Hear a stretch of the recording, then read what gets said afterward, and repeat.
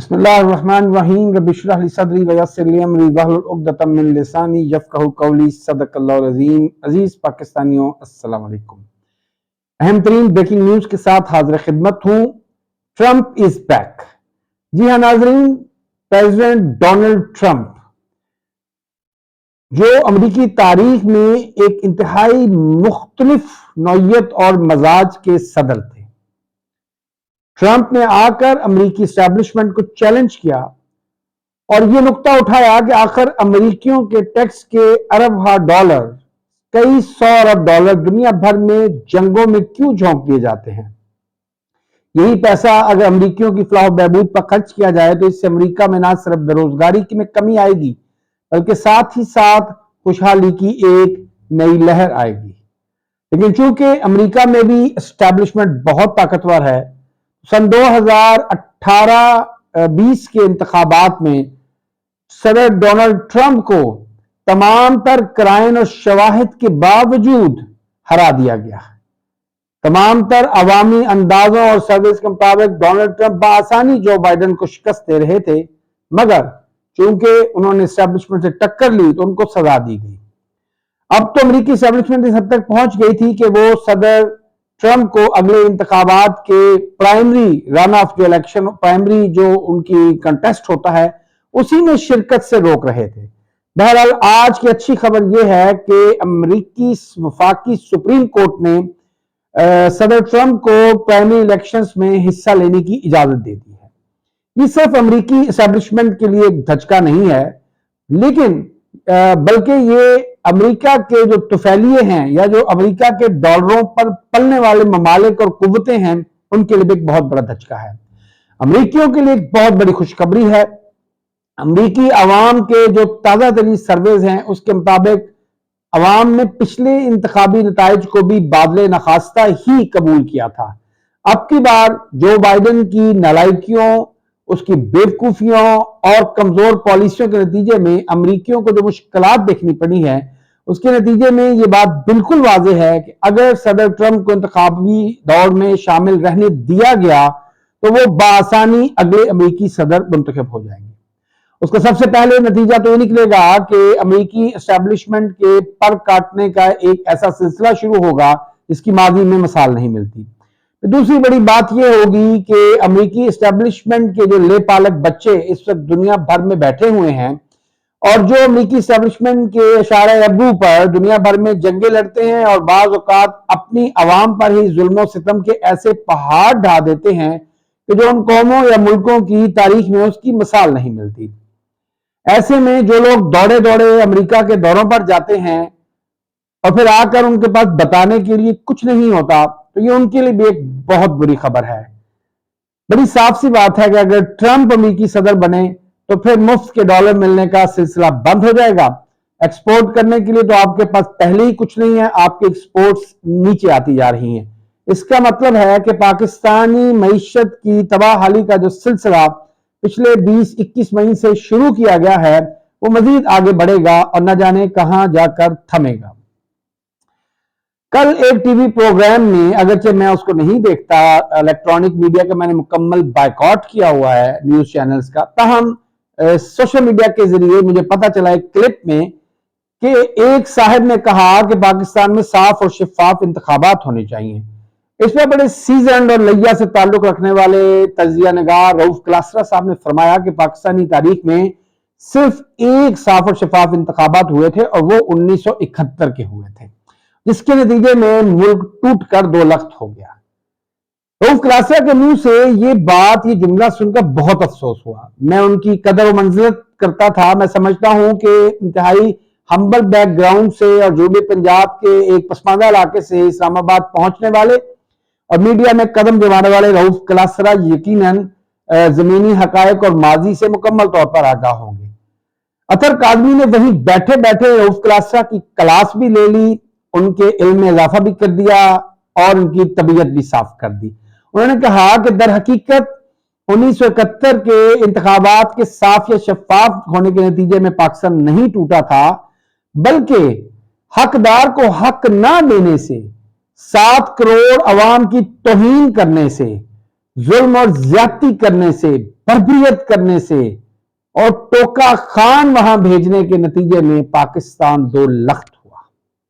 इसमें कोई शक नहीं कि 1 साल 9 महीने तक मशरकी पाकिस्तान में असेंबली का इजलास नहीं बुलाने दिया गया। 1 साल 9 दिन तक पार्लियामेंट का इजलास कराची में तलब नहीं किया गया। 1 साल 9 महीने तक 40% वोट लेने वाले और 167 सीटें लेकर वाज़ेह अक्सरियत हासिल करने वाली अवामी लीग और शेख मुजीबुर रहमान को इक़्तिदार नहीं सौंपा गया। और इधर पाकिस्तान में बैठ के भुट्टो अपने 18% मैंडेट को चाटते हुए यहिया के तलवे और बूट चाटता रहा और फिर उसके नतीजे में पाकिस्तान टूट गया। मैंने पहले भी एक व्लॉग में कहा था कि आले शरीफ की जो सफों में अबतरी है, जिसके नतीजे में ताज़ा तरीन खबरों के मुताबिक नवाज शरीफ साहब की तबीयत एक बार फिर खराब हो गई है और वो पार्लियामेंट्री बोर्ड के इजलास उन्होंने मुलतवी कर दिए हैं। शायद ये लंदन दोबारा भागने की तैयारी हो। लेकिन इस वक्त आले शरीफ से ज्यादा परेशान लफाफा ब्रिगेड है। वो सहाफी हैं जो लफाफों पर जीते हैं, लफाफों पर पलते हैं और लफाफों के लिए वो कोई भी झूठ बोल सकते हैं, न कलम फरोश कर सकते हैं, अपनी जमीर को बेच सकते हैं। इसी तरह चंद दिन पहले जेबे चंगर ने भी कहा था कि अगर इमरान खान और अवाम के दरमियान एक जो इंतखाबात के नतीजे में जो इनकी शादी होनी है, अगर ये हो भी गई तो उसके नतीजे में इमरान खान बहुत ताकतवर हुक्मरान के तौर पर आएंगे। वो हर तरफ गलियों चौराहों में फांसी घाट खोल देंगे और लोगों को फांसियां देना शुरू कर देंगे, जिनमें शायद एक बंदा चेदा चंगड़ भी होगा। लेकिन हकीकत तो यह है कि इस तरह की बातें करके वो अपनी बौखलाहट का इजहार कर रहे हैं, अपनी कमजोरी, अपनी जहालत का खुलकर इजहार कर रहे हैं। और यही वजह है कि जो पीटीआई की इंतहाई माशाल्लाह एफिशिएंट सोशल मीडिया टीम है, उन्होंने जिस तरीके से हसन अयूब, जो कि एक और इस वक्त उभरते हुए तलवे चाट लफाफा सहाफी हैं, उन्होंने वो नौरीन के रोने की बात की थी, उसको जिस तरीके से पीटीआई ने एक जबरदस्त ट्रेंड बना दिया, तो मैं कौन को बताता चलूं कि दर हकीकत नौरीन नहीं रो रही। इस वक्त पाकिस्तान का पूरा सिस्टम रो रहा है, क्योंकि सिस्टम को ऐसा तगड़ा शख्स लड़ने के लिए मिल गया है, एक ऐसा नर का बच्चा, एक ऐसा मर्द, एक ऐसा साहिब करदार, एक ऐसा हकीकी आदमी, एक लिविंग लेजेंड मिल गया है जो उनकी टक्कर का ही नहीं बल्कि उनसे बहुत बुलंद तर है। वो अपने करदार, अपनी फिक्र, अपनी सोच और अपने फ्यूचर के जो एम्बिशंस हैं, उनमें पाकिस्तान पर मुसल्लत अशराफिया से वो बहुत आगे है।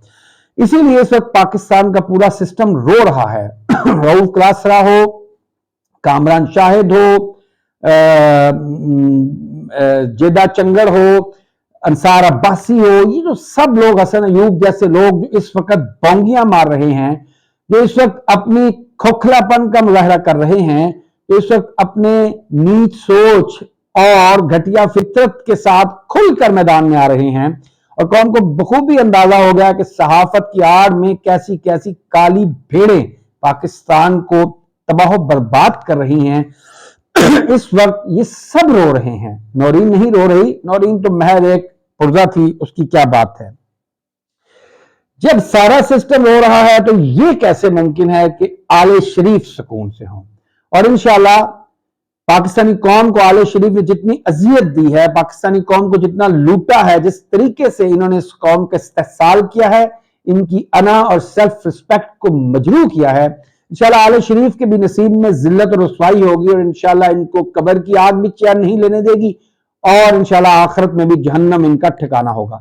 लेकिन दुनिया में इनको जहन्नम बनाने का जो ठेका है वो मलकू ने ले लिया है। जी हाँ, एक ऐसा पंजाबी का फोक सिंगर जिसका नाम मैंने सुना था, एक आध दफा शायद उसको गाते हुए भी देखा हो, लेकिन मेरी कागजों में वो शायद बहुत बड़ा सिंगर नहीं था। लेकिन वो जो मलकू ने नक दा कोका गा लिया है, बस उस नक दा जो कोका है वो इस वक्त आले शरीफ सिस्टम और आले शरीफ के जो सरप्रस्त हैं उनके लिए नाक का बाल बन गया है, सर का दर्द बन गया है।